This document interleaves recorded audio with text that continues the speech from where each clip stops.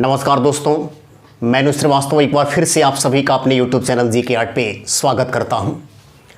छात्रों, आज हम मॉडर्न हिस्ट्री में स्वतंत्रता संग्राम से संबंधित घटनाओं के बारे में जो पढ़ाई अपनी कर रहे हैं उसी को आज मैं आगे बढ़ाऊंगा। और आज हम अभी तक डाले गए 6 वीडियो से आगे आज हम पढ़ेंगे और आज मैं आपके सामने 7वां ये अपना वीडियो लेकर आ रहा हूं जो स्वतंत्रता संग्राम की घटनाओं से संबंधित वीडियो है। जो भी छात्र मेरे YouTube चैनल पर पहली बार आज वीडियो देख रहे होंगे उन छात्रों से मैं ये आग्रह करूंगा कि आप इस पूरे चैप्टर को समझने के लिए, इस चैप्टर पर अपनी मजबूत पकड़ बनाने के लिए आप मेरे द्वारा डाले गए पहले के 6 वीडियो को ज़रूर देख लें ताकि आपको किसी भी प्रकार की कोई समस्या इसमें न होने पाए। आज हम 7वीं वीडियो की जब स्टार्टिंग करेंगे तो मैं आपको बता दूं कि इसके पहले मैंने जो 6ठा वीडियो बनाया था उस 6ठे वीडियो में मैंने बताया था कि भारत में अंग्रेज़ों के द्वारा एक नया कानून लाया जाता है जिस कानून को हम कहते हैं रॉलेट एक्ट। ये रॉलेट एक्ट किसी भी लिहाज से भारतीयों के लिए सही कानून नहीं था और यही कारण था कि भारतीय लोगों ने इस रॉलेट एक्ट को काला कानून की उपमा प्रदान कर दी थी कि यह भारत में काला कानून है क्योंकि भारतीयों के अधिकारों को यह छीनने का काम करता है। अब रॉलेट एक्ट में कौन सी बातें थी, तो इस कानून के बारे में अगर बात की जाए तो इसमें कहा गया था कि किसी भी भारतीय व्यक्ति की अगर वह अंग्रेज़ों के प्रति किसी प्रकार की गतिविधियों को चला रहा है, उसमें संलिप्त पाया जाता है और इसके बारे में अगर किसी भी प्रकार का कोई शंका अंग्रेज़ों के मन में उत्पन्न हो जाता है तो वह किसी भी क्षण उस भारतीय की गिरफ्तारी कर सकते हैं। और जब एक बार गिरफ्तारी हो जाती है तो फिर उसके लिए न तो कहीं वो अपील कर सकता है, न कोई दलील दे सकता है और न ही अपने बचाव के लिए किसी वकील को रख सकता है। यानी भारतीयों का शंका के आधार पर गिरफ्तारी तय किया गया, शंका के आधार पर गिरफ्तारी। और मुझे लगता है कि ये सबसे ज़्यादा खतरनाक कार्य हुआ क्योंकि अगर आपके मन में भारतीयों के प्रति नफरत की भावना है तो फिर मुझे लगता है कि आप अगर शंका नहीं भी होगा तो आप भारतीयों के प्रति शंका बना सकते हैं कि आपको मैं इस कार्य में संलिप्त पा रहा हूं और इस कार्य में संलिप्त पाए जाने के चलते इस रॉलेट एक्ट के तहत आपको गिरफ्तार कर रहा हूं। तो स्थिति बिल्कुल वैसे ही बनती चली गई। कुछ वैसे भी भारतीयों को गिरफ्तार करना इसमें शुरू किया गया जिनसे अंग्रेज़ों को लग रहा था कि हमारे लिए आने वाले समय में ये खतरा बन सकते हैं। और इसलिए कुछ शांति प्रिय नेता जो महात्मा गांधी के नक्शे कदम पर चला करते थे, जिनको कहीं भी हिंसा से कोई वास्ता नहीं था, वैसे नेताओं को भी अंग्रेज़ों ने गिरफ्तार करके जेल के अंदर डाल दिया। और इसी बात की नाराज़गी हर भारतीय के मन में था और इसी नाराज़गी को दिखा रहे थे उस समय के सबसे चर्चित नेता महात्मा गांधी। अगर मैं महात्मा गांधी के बारे में बात करूं तो मैं कह सकता हूं कि महात्मा गांधी ने इस रॉलेट एक्ट का विरोध करने के लिए सबसे पहले सत्याग्रह सभा की और इस सत्याग्रह सभा के माध्यम से उन्होंने भारतीय लोगों के मन के अंदर एक प्रकार से अंग्रेज़ों के प्रति अविश्वास की भावना बना दी, जिसमें उन्होंने साफ शब्दों में कह दिया कि रॉलेट एक्ट एक ऐसा कानून है जिससे भारतीयों की स्वतंत्रता पर पूर्ण रूप से नियंत्रण स्थापित हो रहा है और ये किसी भी लिहाज से भारतीयों के लिए सही नहीं है। और इसी का परिणाम था कि सत्याग्रह सभा के माध्यम से वो जगह जगह अंग्रेज़ों के खिलाफ आंदोलन करवा रहे थे, जगह जगह अंग्रेज़ों के खिलाफ सभाएं करवा रहे थे। और इस तरह से लगातार सभाओं को कराते कराते महात्मा गांधी ने दिल्ली की तरफ भी रुख किया जहां पर अंग्रेज़ी हुकूमत केंद्रीय प्रशासन से पूरे भारत पर नियंत्रण स्थापित कर रही थी। तो दिल्ली की तरफ जब महात्मा गांधी इस रॉलेट एक्ट का विरोध करने के लिए जब जाते हैं तो ये तारीख है 9 अप्रैल 1919। 9 अप्रैल 1919 को दिल्ली की तरफ बढ़ते हैं। दिल्ली में भी इन्होंने पहले से अपना प्लान तैयार कर लिया था, जगह जगह इन्होंने सभा लगवा ली थी और इस बात की जानकारी जैसे ही अंग्रेज़ों को होती है कि ये महात्मा गांधी हमारे लिए बहुत बड़ा मुसीबत बनते जा रहा है, बहुत ज़्यादा समस्या हमारे लिए खड़ा कर रहे हैं, तो फिर क्या था कि 9 अप्रैल 1919 को ही दिल्ली क्षेत्र में पहुंचने से पहले ही इनको हरियाणा के पलवल स्टेशन के पास गिरफ्तार कर लिया गया। पलवल स्टेशन ये हरियाणा में पड़ता है। दिल्ली से पहले इनको पलवल स्टेशन के पास गिरफ्तार कर लिया जाता है और जब ये पलवल स्टेशन पर गिरफ्तार होते हैं तो हम आपको बता दें कि भारतीय राजनीति में ये पहला ऐसा मौका था। भारतीय राजनीति में ये पहला ऐसा मौका था जब महात्मा गांधी को पहली बार भारत में राजनीतिक आंदोलनों के दौरान इनको 9 अप्रैल 1919 को गिरफ्तार किया गया और फिर इनको पलवल स्टेशन पर गिरफ्तार करके सीधे मुंबई भेज दिया जाता है। और इस प्रयास में कि जब तक ये मुंबई रहेंगे, रॉलेट एक्ट के तहत बहुत सारे भारतीय नेताओं को गिरफ्तार करके भारत में राष्ट्रवादी विचारधारा के लोगों के प्रभाव को कम कर देंगे। अब देखिए आगे क्या होता है। 10 अप्रैल 1919 जगह है पंजाब। इस 10 अप्रैल 1919 को पंजाब में अगर रॉलेट एक्ट के नियमों के खिलाफ सबसे अधिक किसी ने बिगुल बजाया था तो वह थे वहां के 2 पंजाबी, जिनमें एक का नाम था डॉक्टर सत्यपाल और डॉक्टर सैफुद्दीन किचलू।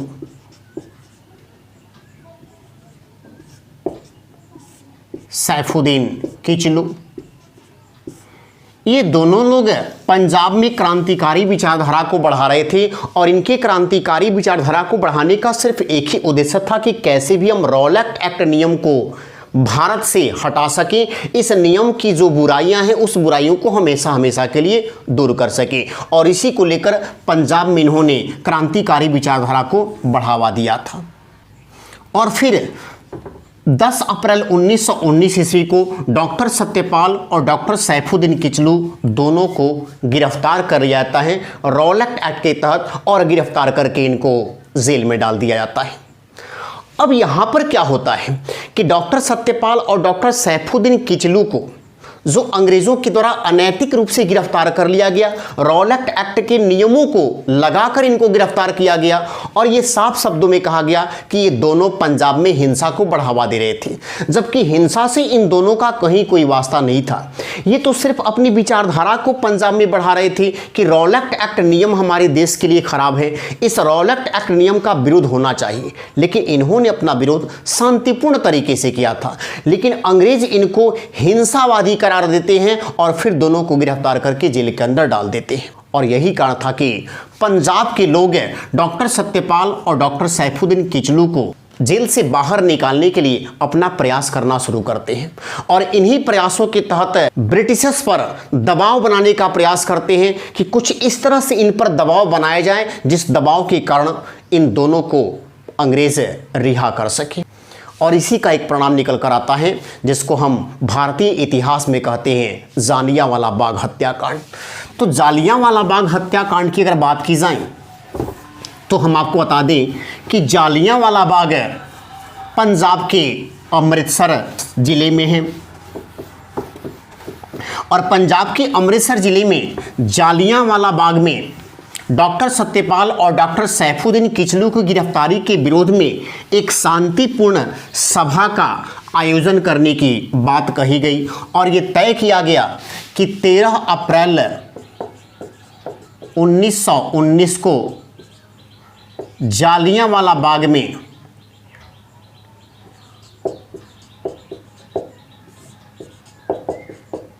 एक शांतिपूर्ण सभा होगा जिसमें हजारों की संख्या में लोग जुटेंगे और हजारों की संख्या में जुटने का सिर्फ एक ही उद्देश्य होगा कि हम डॉक्टर सैफुद्दीन किचलू और डॉक्टर सत्यपाल को बाहर निकालने के लिए अंग्रेजों के ऊपर दबाव बना सके। तो ये 13 अप्रैल 1919 को पंजाब के जालियांवाला बाग में ये बैठक हो रही थी। हम आपको बता दें कि पंजाब में ये जालियांवाला बाग अमृतसर में है और इस जालियांवाला बाग के बारे में हम ये कह सकते हैं कि ये जालियांवाला बाग चारों तरफ से चार दीवारी से घिरा हुआ था और इस चार दीवारी से बाहर निकलने का सिर्फ एक ही रास्ता बना हुआ था, जो काफ़ी पतला रास्ता था। ये इतना पतला रास्ता था कि इस रास्ते से होकर सिर्फ एक बार में एक ही व्यक्ति अंदर आ सकता था और एक ही व्यक्ति अंदर से बाहर जा सकता था, यानी काफ़ी संकीर्ण मार्ग था।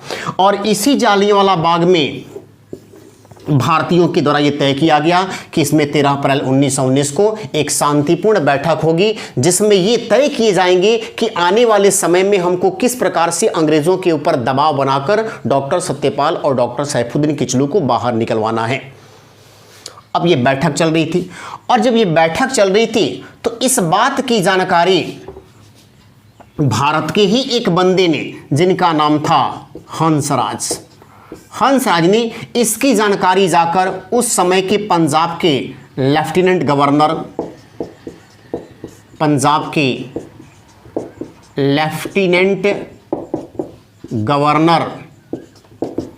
माइकल डायर को दी। तो हंसराज एक भारतीय था जो भारतीयों की इस गतिविधि से परिचित था, और उसने जाकर पंजाब के लेफ्टिनेंट गवर्नर माइकल डायर से इस बात को जाकर कहा कि कुछ भारतीय जालियांवाला बाग में इकट्ठा हुए हैं और वहां पर वो मीटिंग कर रहे हैं किस प्रकार से अंग्रेजों को नुकसान पहुंचाया जाए। और जहां तक मुझे जानकारी मिली है तो जानकारी यही मुझे मिली है कि वहां पर कुछ उन लोगों के पास हथियार वगैरह भी रखे गए हैं। अब इस बात की जानकारी जैसे माइकल डायर को होती है, माइकल डायर तुरंत पुलिस सुपरिटेंडेंट ओडी डायर को यह आदेश देता है कि वो अपने सैन्य बलों को लेकर जालियांवाला बाग में पहुंचे और जो वहां सभा चल रही है उस सभा को तत्काल प्रभाव से वहां समाप्त करवाए। इस तरह से ओडी डायर इस जालियांवाला बाग में पहुंचता है और जालियांवाला बाग में पहुंचकर वह गेट के पास जाकर खड़ा हो जाता है और फिर भीड़ में शामिल लोगों से वह कहता है कि वो यहाँ से हटे, सभा को समाप्त करें, क्योंकि किसी भी हालात में रॉलेट एक्ट के समय भारतीय लोग एक जगह इकट्ठा होकर अंग्रेजों के खिलाफ किसी प्रकार की रणनीति नहीं बना सकते हैं। और इस प्रकार से सभा में स्थित लोग वहां से जब हटने लगे तो यहाँ पर वह अपने सैन्य टुकड़ी को यह आदेश देता है कि इस निहत्थे लोगों पर फायरिंग की जाए। और परिणाम ये निकल कर आता है कि जब फायरिंग करनी शुरू की जाती है तो इस जालियांवाला बाग में लाशों का ढेर लग जाता है। 1000 से भी अधिक लोग इस जालियांवाला बाग में मारे जाते हैं। ये घटना 13 अप्रैल 1919 ईस्वी का है। इस बात की जानकारी पूरे भारत में फैल जाती है, संपूर्ण भारत में फैल जाती है कि अंग्रेजों के द्वारा जालियांवाला बाग में एक भीषण नरसंहार किया गया है, भारतीयों के ऊपर जुल्म ढाया गया है। और इसी से नाराज होकर उस समय जमनालाल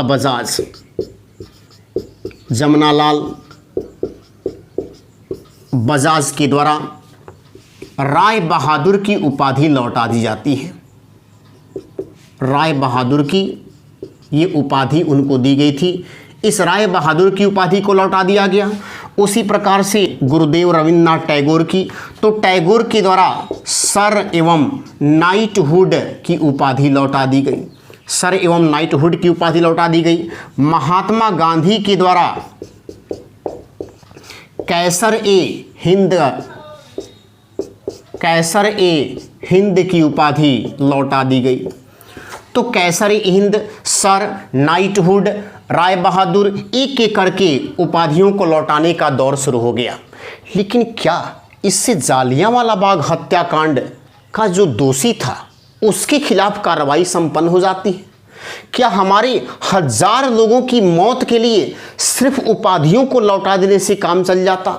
यह किसी भी लिहाज से सही नहीं था, ये किसी भी लिहाज से भारतीयों के लिए सही नहीं था। यही कारण था कि अंग्रेज़ों के ऊपर एक दबाव बनाया गया और अंग्रेज़ों के ऊपर दबाव बनाते हुए कहा गया कि जालियांवाला बाग हत्याकांड की जांच होनी चाहिए और यह पता लगाना चाहिए कि आखिर में इसका असली दोषी कौन है। भारतीयों के लगातार दबाव के चलते अंग्रेजी हुकूमत जांच का आदेश दे देती है और इस जालियांवाला बाग हत्याकांड की जांच करने के लिए जो कमेटी बनाई जाती है उस कमेटी का नाम था हंटर कमेटी। तो जालियांवाला बाग हत्याकांड की जांच करने के लिए हंटर कमेटी बनाई जाती है। इस हंटर कमेटी में 8 सदस्य थे, जिसमें 5 अंग्रेज थे और 3 भारतीय थे। तो एक तरफ जालियांवाला बाग हत्याकांड की जांच करने के लिए हंटर कमेटी गठित की जाती है, दूसरी तरफ इंडिमिनिटी बिल पास किया जाता है। इंडिमिनिटी बिल ये पास किया जाता है। ये इंडिमिनिटी बिल क्या है? तो ओडी डायर, जिसने अपनी गोलियों का शिकार भारतीयों को बनाया था, इस ओडी डायर के लिए इंडिमिनिटी बिल लाया जाता है। और इसका मतलब ये होता है कि जितनी दिन की सेवाएं ओडी डायर की अभी भारत में बची हुई थी, उससे पहले ही इनकी सेवाओं को समाप्त करके इनको लंदन भेज दिया जाता है। इनको लंदन भेज दिया जाता है और जब ये लंदन चले जाते हैं तो फिर लंदन जाने के बाद इंग्लैंड के हाउस ऑफ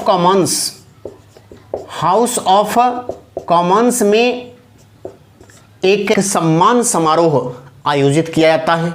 और इस सम्मान समारोह में ओडी डायर को ब्रिटिश साम्राज्य का वास्तविक शेर की उपमा दी जाती है।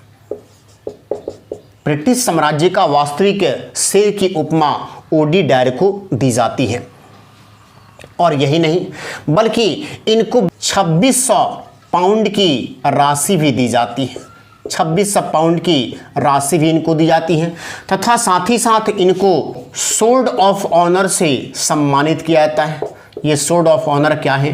तो आप बड़े बड़े समारोहों में आप देखेंगे किसी किसी को तलवार भेंट की जाती है, तो तलवार देकर इनको भेंट करके एक प्रकार से सम्मान दिया गया कि इन्होंने इंडिया में बहुत अच्छा काम किया है, तभी तो इनको ब्रिटिश साम्राज्य का वास्तविक शेर की उपमा भी प्रदान किया गया था।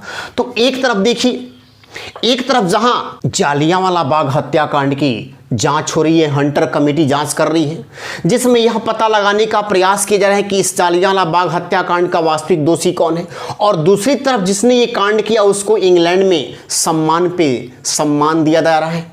तो इतना ज़्यादा इनको सम्मान देने की कोशिश हो रही थी।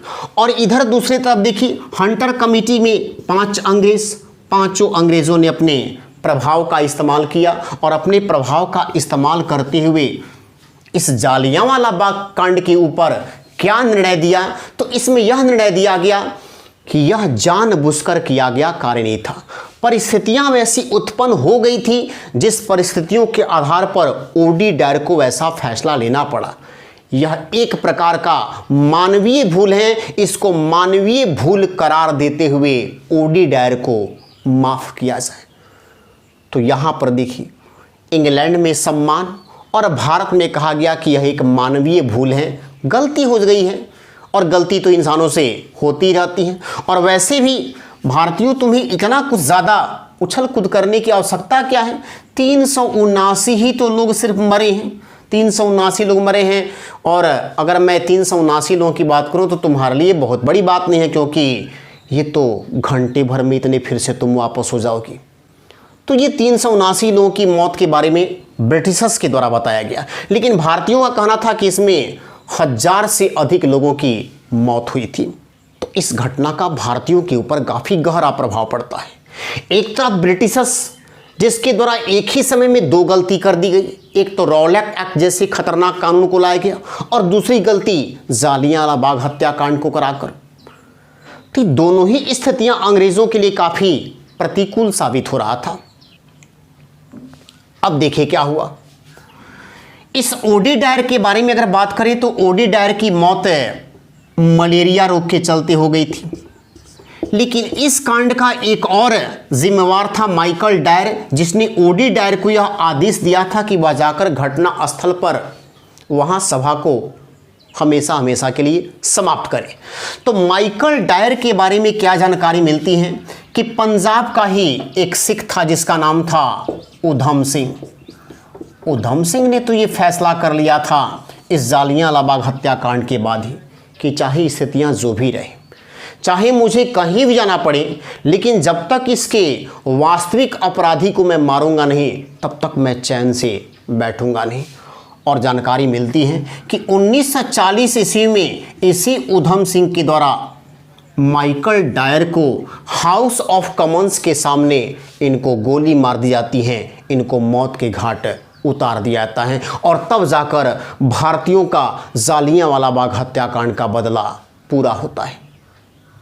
अब आइए इसी में एक और चीज़ के बारे में हम आपको बता दें, एक और चीज़ के बारे में जिसके बारे में हमको जानकारी हासिल करनी है वह है आपका खिलाफत आंदोलन। हालांकि स्वतंत्रता संग्राम से इस घटना का कोई वास्ता नहीं था, फिर भी इसने स्वतंत्रता संग्राम के चरणों के दौरान इस घटना ने भारतीयों के ऊपर काफ़ी गहरा प्रभाव डाला था।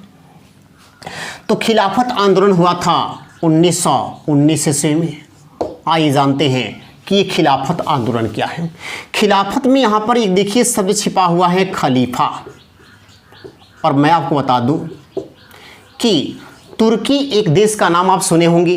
तुर्की का जो सुल्तान था, तुर्की का सुल्तान, ये तुर्की का सुल्तान भारतीय मुसलमानों के लिए एक धर्म गुरु था, जो भारतीय मुसलमान खलीफा की भांति उसे पूजा करते थे, उनको अपना धर्म गुरु मानते थे। और सिर्फ भारत के ही मुसलमानों की कौन बात कहें, बल्कि संसार के सभी मुसलमानों के लिए यह खलीफा उस समय के दौर में धर्म गुरु हुआ करता था। अब थोड़ा सा देखिए इधर की स्थिति। आपको पता है कि प्रथम विश्व युद्ध जब हुआ था, प्रथम विश्व युद्ध, तो यह चला था 1914 से लेकर 1918 ईस्वी तक। एक तरफ इसमें मित्र राष्ट्र थे, तो दूसरी तरफ इस लड़ाई में धुरी राष्ट्र थे, धुरी राष्ट्र थे। और मित्र राष्ट्रों के तरफ से था इंग्लैंड। इंग्लैंड का कब्जा था भारत पर, तो निश्चित है कि भारत के लोग किसका सपोर्ट करेंगे, इंग्लैंड का सपोर्ट करेंगे। अब इधर देखिए धुरी राष्ट्रों की तरफ से था कौन, तुर्की।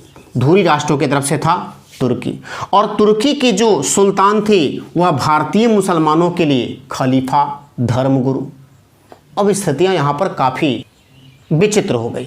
विचित्र क्या हो गई कि भारतीय मुसलमानों को लगा कि यदि युद्ध में हम इंग्लैंड का साथ देते हैं तो इसका मतलब ये हुआ कि हमें अपने ही खलीफा के विरुद्ध युद्ध करना पड़ेगा, और खलीफा हम लोगों के धर्मगुरु हैं जिनकी बातों को मानना हमारे लिए बिल्कुल ज़रूरी है। इस परिस्थिति में होता क्या है, तो इंग्लैंड इन भारतीय मुसलमानों से यह कहता है कि आप युद्ध में पूरी ईमानदारी के साथ इंग्लैंड का साथ दें। आप याद रखें कि युद्ध समाप्त होने के बाद तुर्की के साथ किसी प्रकार का अपमानजनक व्यवहार नहीं किया जाएगा। आप निश्चिंत रहें, आपके धर्मगुरु के ऊपर किसी भी प्रकार की आंच आने वाली नहीं है। जब ये आश्वासन भारतीय मुसलमानों को मिलता है तो भारतीय मुसलमान भी इस प्रथम विश्व युद्ध में इंग्लैंड का साथ देते हैं।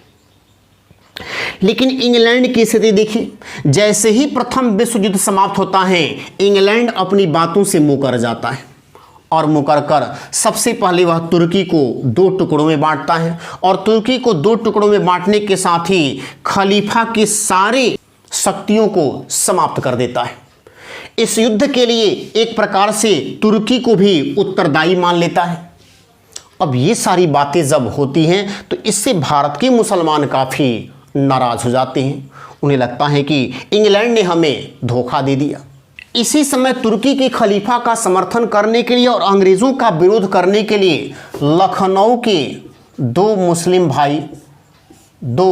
मुस्लिम भाई जिनमें एक का नाम था शौकत